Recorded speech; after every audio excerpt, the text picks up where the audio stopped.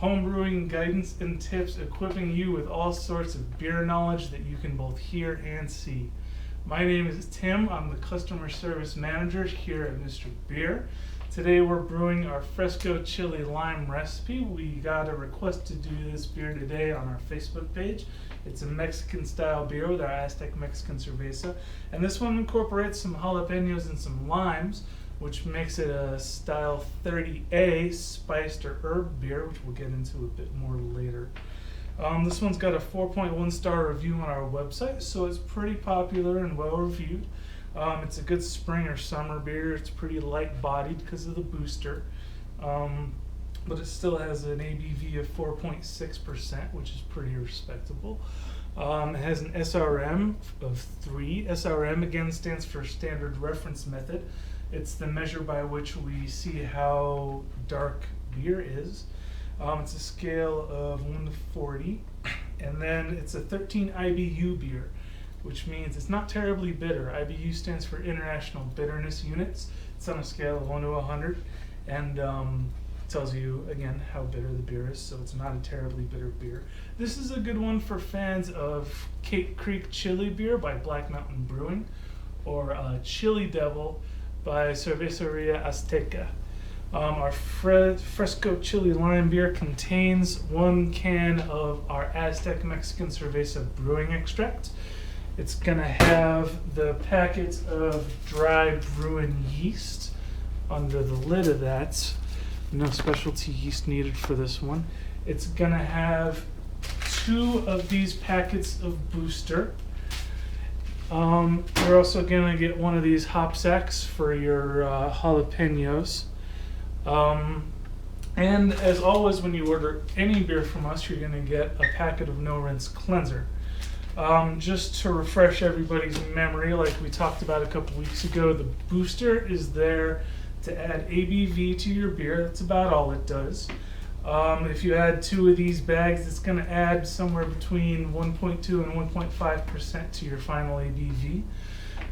It also adds a bit of body and head retention because there's some non-fermentable sugars in there. Alright, so with all that, we'll begin. First, we are going to sanitize our equipment as always.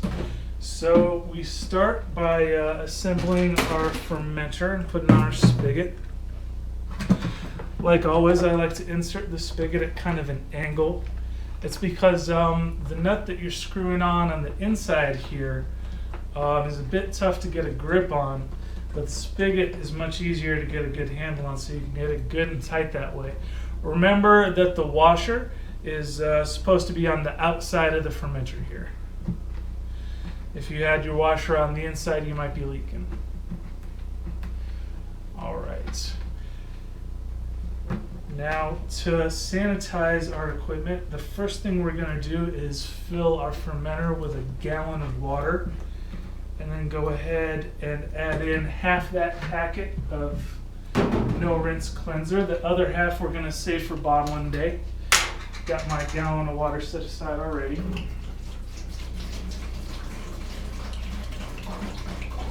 Now, like we discuss every time, I'll go ahead and remind you that beer is a very, very attractive environment for bacteria and mold. So this means that everything that the beer is going to touch needs to get sanitized very well. Now, the kind of stuff that grows in beer isn't the same kind that makes people sick, but it will cause off flavors in your beer that you won't know about until about 6 weeks from brew day. It is always a huge bummer to get all the way to opening your beer, then you open it and you find out it doesn't taste very good because it got an infection. So we fill the fermenter up with a gallon of water, and then we screw on the lid, and then we shake it around real good, which both mixes in the no-rinse cleanser and ensures that all the interior surfaces of the fermenter touch the sanitizer. Now, if you hold it upside down, you'll notice it leaks a little bit. Our fermenters, oh my goodness, are not supposed to be airtight. Other fermenters that are airtight have airlocks. This one instead has 2 little vents on the threads where the lid screws on. And that is where the CO2 escapes. And when carbon dioxide is pushing out, it's also pushing out all that bacteria, mold, and wild yeast that we're trying to keep out of the beer. While I'm getting the rest of my sanitizing fluid into a different container because I don't want to scratch up my fermenter, I'm going to go ahead and put my can of brewing extract in a tub of hot water, because the stuff inside these cans is real thick. It has kind of the quality of molasses. So we want to loosen it up a little bit to make it easier to pour out so we can get all of our extract out of the can.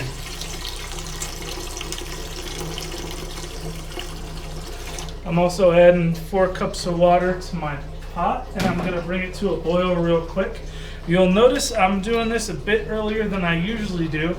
That's because for this recipe we have our 5 to 6 chopped jalapenos that are going to go in our hop sack. I also have my zest of 1 small lime already set up. We're going to go ahead and soak these jalapenos, these sliced up jalapenos, in just boiled water for about 15 seconds, and then we're going to soak them in cold water. This is called blanching. It helps sanitize them and then bring them back down to a good temperature to add to your works. And it also helps kind of wash off some of the seeds and pith. I would note, if you're using peppers like jalapenos, the more of the white pith inside and seeds that you leave, the hotter your beer will be. And the more that you take out, the less hot your beer will be. I would note that even when you take out all the white stuff and all the seeds, the beer it makes is still real good. It's just not so hot. It has more of a, I would describe it as peppery kind of taste to it, almost like bell peppers.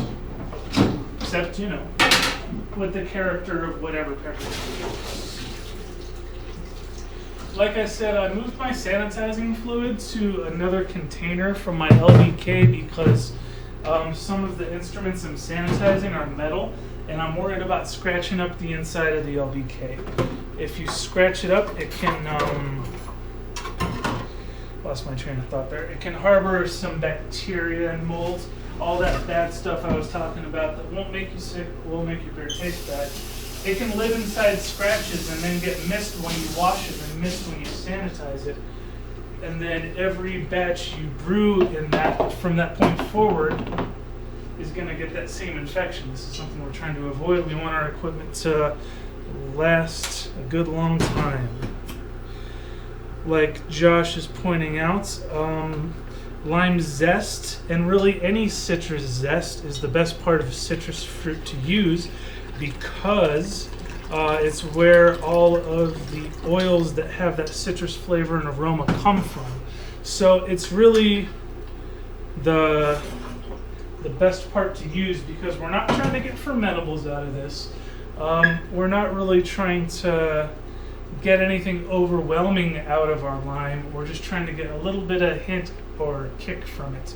Alternately, you can also soak your zest in vodka or grain alcohol for about 4 or 5 days, just enough alcohol to cover it, and then add the whole thing to your fermenter 3 to 5 days before you bottle. This time we're going to go by the book and just add it into our boil. So we got our instrument sanitizing. We got our booster all ready to go. We got our yeast all ready to go. I got my cold water to blanch my jalapenos in. And waiting is always the hardest part. We're just waiting for our water to get to a boil. It is a great idea to always have extra sanitizer around. You know, you never know when you're gonna need extra. Sometimes you're gonna need to sanitize a blender or some tongs randomly that you didn't know about beforehand. Incidentally, I almost forgot my tongs. we're going to go ahead and sanitize our funnel with Star Sand because it's big. And I don't have a giant bowl, unfortunately. I just have kind of big bowl. So we're still waiting for our water to boil so we can blanch our jalapenos. Got our tongs right here to pull them out. When you're getting your zest off your citrus, you're going to want to make sure that you're only getting the very outermost part of the lime. You can kind of see I was a little lazy when I got mine, but all that white pith, I left as much there as possible. It's better to leave a little bit of zest behind and not catch any of the pith, because the pith makes it really bitter. And we always find that fresh zest is superior to dried peel. We do have many kegs in the room. It is temperature controlled. Our brew room is set to 65 degrees Fahrenheit, which is pretty nice. We don't really have to worry about the temperature control piece at all. If you do live somewhere where you don't have a whole room, you can keep it 65. My recommendation is to get yourself a picnic cooler and put your fermenter in there with a couple of frozen water bottles, ice packs, or something like that. And that should keep you right around the perfect temperature as long as you change them out every 12 hours or so. Thank you, Josh. It's 66, not 65, and that is a terribly important distinction to make, so I am glad it was made. Gosh, this water is taking forever, isn't it?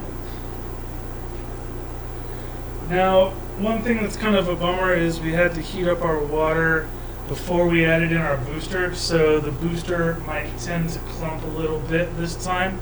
You know, we recommend that you add the DME and booster before you heat your water. Sometimes it's just unavoidable to add it afterwards. This is one of those times, so we're just going to have to sit there and watch Tim stir with a whisk for like longer than we normally would. I know that's why you all tune in anyway, it's the stirring. Okay, so it's bubbling, simmering, that's good enough for me.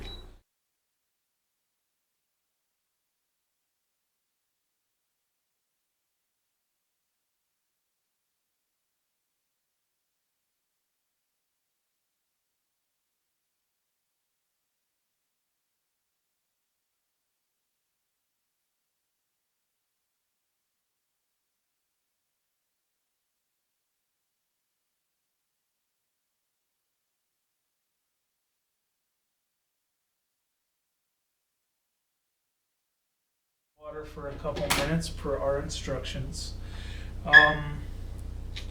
There's no sound when we have kettle cam on, Matt.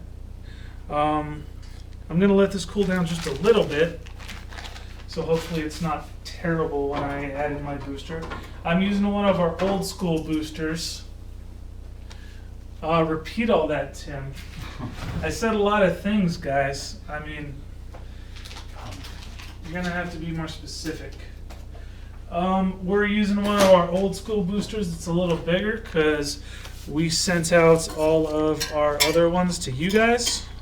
You're welcome.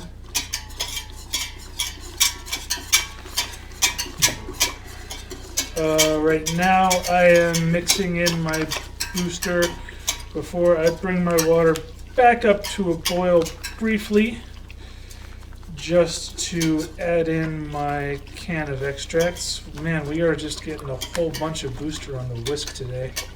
I hate it when that happens because our pot's kind of at an awkward angle. Well, if we lose a little bit to clumping, that's okay.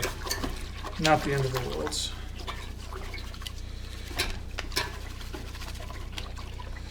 Okay. All right.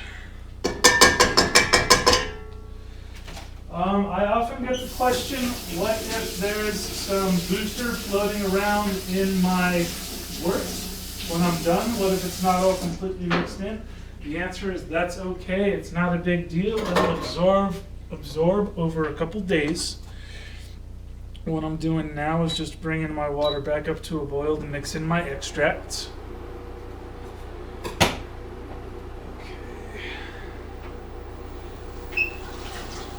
also grabbing my can from the water that I had it soaking in and peeling off the label.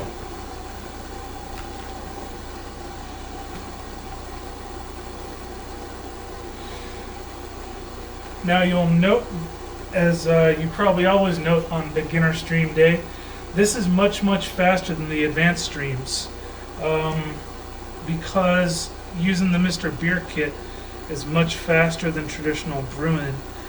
We take care of the mash and the hot boil for you. That's not to say that you can't do a partial mash or an additional hot boil to kind of make our HMEs your own, but all the same, you don't have to if you don't want to. And having the bittering hot boil done just saves you so much time in stinking up your kitchen. Same deal with the mash being done as well. So we're just waiting for our water to come back up to a boil.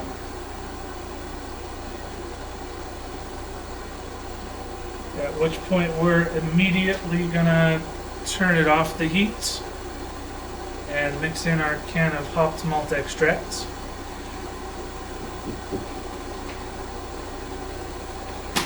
Now, for a long time we had this beer listed as a Mexican lager, but when we looked back, we decided it was actually more of a spice beer. We actually made that judgment when we were getting ready for this episode.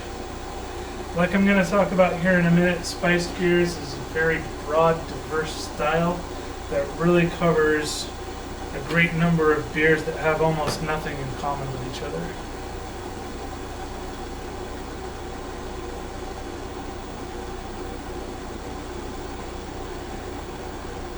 Man, this water takes forever to boil, doesn't it?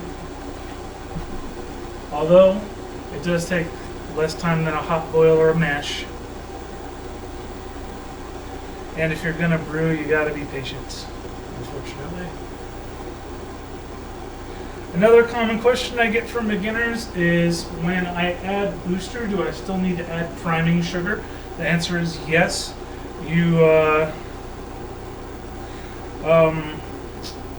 I got distracted by one of your questions, Uncle Beep. I'll answer that in just a second. If I add booster, do I still need to use priming sugar? The answer is yes. You need to use priming sugar or carbonation drops no matter what goes in the beer, because all the sugar that was in there is fermented into alcohol and carbon dioxide by the time bottling day rolls around. For this particular beer, we're not actually boiling the chilies or the lime. We're adding them in at flame out, which means when you turn off the heat for our purposes. Like I said, you could play with that a little bit. There are other times you could add it. You could actually boil the zest if you wanted. What we did do first, though, was blanched the jalapenos, which was we steeped them in boiled water for about 15 seconds, then soaked them in cold water for another couple minutes. This helps with sanitizing. So our water is going good now, so we'll go ahead and turn off the heat and open up our can of hopped malt extracts.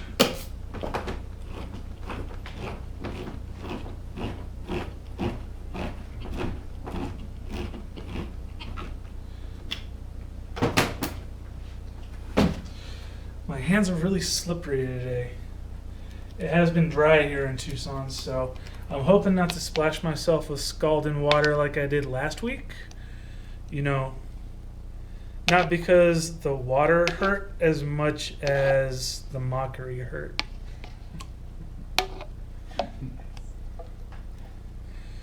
Like I say every week, you're going to want to make sure you get as much extract out of your can as possible. You'll note I don't show you guys my can when I'm done like Josh does. That's because I'm not nearly as good at this as he is, and I don't get as much malt extract out. Well, I guess since the cat's out of the bag, I can show you guys. See, this is what I'm usually content to walk away from, but Josh wouldn't have that.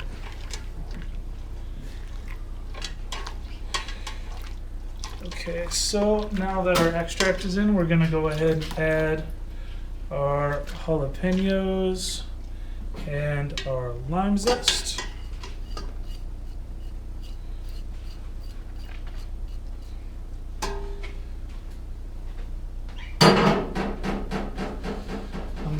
and sanitize my tongs real quick, because when you're using a funnel and a hop sack, you're gonna find that you need to move your hop sack out of the way to get all of your wort out of your pot, which is fine.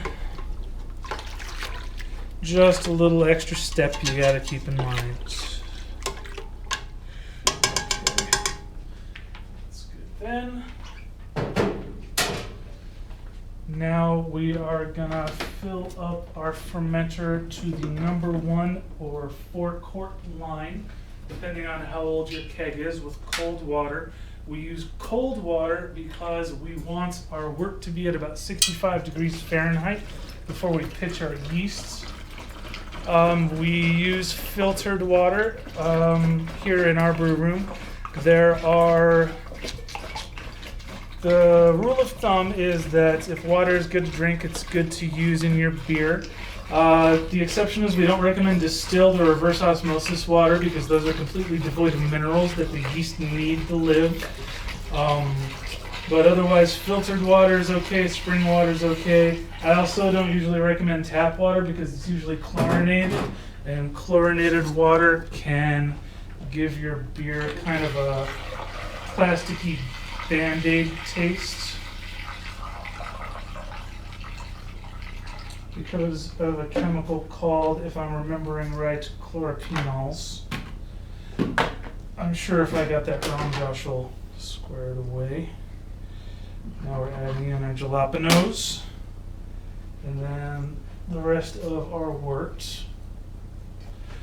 And then we're gonna go ahead and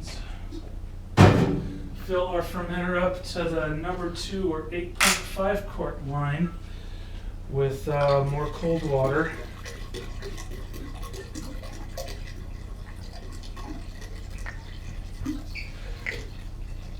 I always like to point out that a lot of brewers kind of fail to consider water as an ingredient in their beer, or rather a lot of beginner brewers have that problem. But your beer is going to be mostly water. So you're going to want to make sure the water you're using is of high quality. And then as usual, we're aerating our wort. Yeast needs oxygen to live just like us. I'm trying to avoid hitting the sides of my fermenter as much as possible so I don't leave those scratches I was talking about. We're talking about adding cinnamon sticks. Do I need to worry about sanitizing? Okay, so while I'm aerating this, we have a question. If you were adding a cinnamon stick, would you need to sanitize it? If it was me, to be honest, I wouldn't bother. Other brewers will probably tell you other things. But I mean, I don't sanitize hops before I add them, you know. So, or, if I use coriander seed, I don't sanitize that really. If you were going to sanitize your cinnamon stick, you could just do kind of what I did with the jalapenos, steeping them in boiled water for 15 to 30 seconds. I wouldn't bother steeping it again in the cold water though. Now we're pitching our yeast, and again with this beer we use the yeast that came with the Aztec beer. And then once we close our fermenter, we're not going to open it again without a very good reason, like adding in ingredients or maybe getting a refractometer sample or something like that. We're going to keep our fermenter out of direct sunlight because UV light is actually what skunks beer, not heat as a lot of people think. So you want to keep your beer away from sunlight. So if it's under fluorescent lights like this, that's just fine. You can probably see behind me, we got a whole bunch of clear fermenters. Those are fine to use as long as you're inside. But we use the tan ones because, you know, as you on the beginner stream are probably no doubt aware, we got a lot of beginner brewers, so we just find it's better to minimize the room for error. After about 24 hours, you'll start to see action in the wort. You usually see some foam on top. Now, just because you don't see a lot of foam right away doesn't mean your beer is not fermenting. The foam is actually not a great indication of whether fermentation is happening. What you really want to look for is this sediment that forms at the bottom of your beer. I'm just going to grab one as an example. Oh no, the Post-it note. So you can kind of see that sediment floating around down there. That's how you can tell the beer is fermenting. Some batches won't have much foam at all the whole time. Some will start with a little bit and then develop a lot. Some will start with a whole lot and then diminish rather really fast, and some will have a whole lot the whole time. It really doesn't matter all that much. I would also note in particular if you're using an older refill or if you are brewing on the lower end of the temperature range, you're more likely to have a slower start to your fermentation. High Krausen is the point where the foam gets the highest. That's usually about 3 to 5 days after you pitch your yeast. You're going to go ahead and ferment for 21 days total. At least that's what we recommend. Fermentation might technically be done in as little as 10 to 14 days, but we find that if you give it the extra week, you have a lower chance of off flavors, and you're going to shorten your conditioning time a little bit. So if you're ever in a hurry with most beers, you can get away with 2 weeks in the fermenter, but you're really going to get better results with 3, so that's what I recommend. So now let's talk a little bit about spiced beers. Our Fresco Chile lime beer is categorized by the BJCP guidelines as a spice, herb, or vegetable beer because it's a Vienna lager, like I was saying, with jalapenos and lime added to it.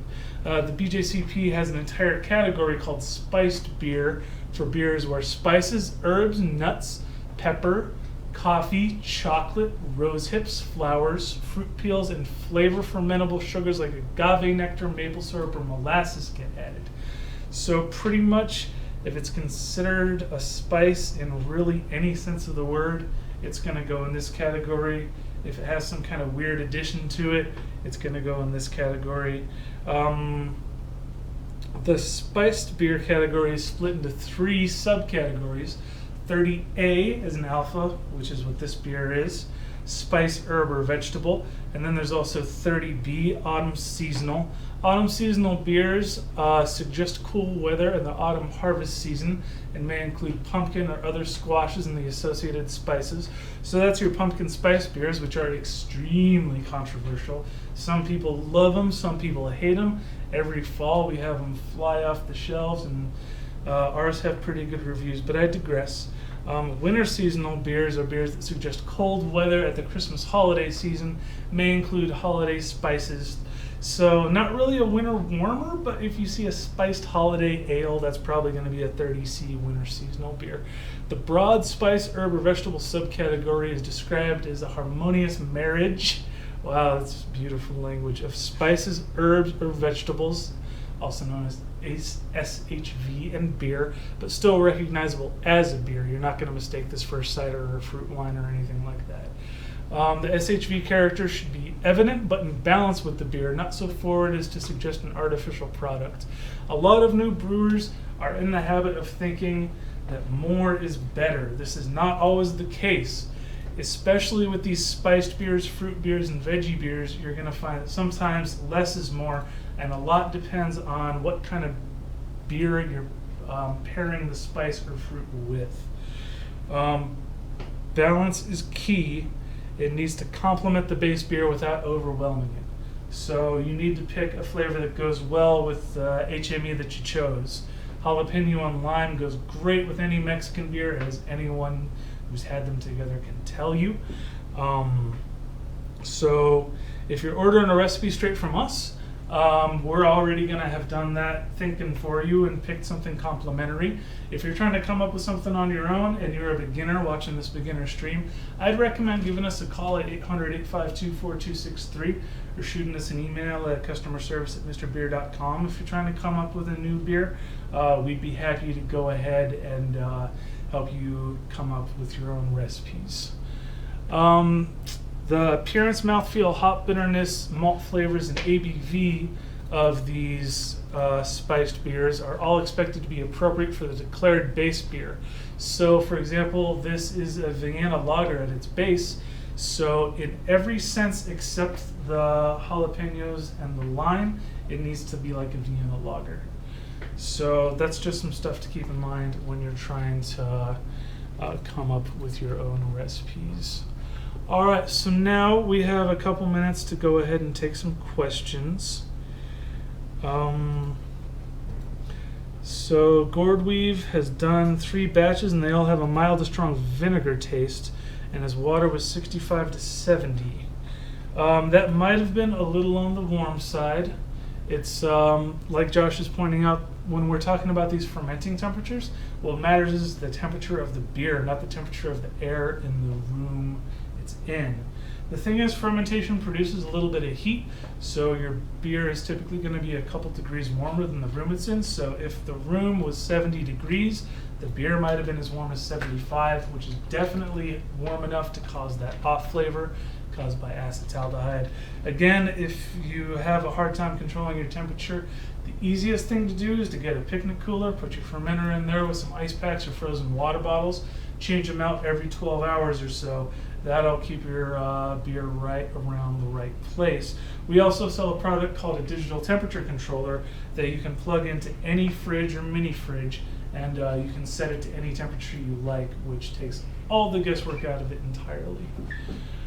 All right, were there any more questions? Haven't seen any. All right, well, thank you guys so much for watching, and you can tune in tomorrow when Josh is gonna be here brewing one of our National Park Week beers and discusses building a recipe. Thank you guys again. Have a great week. I'll see you next Tuesday.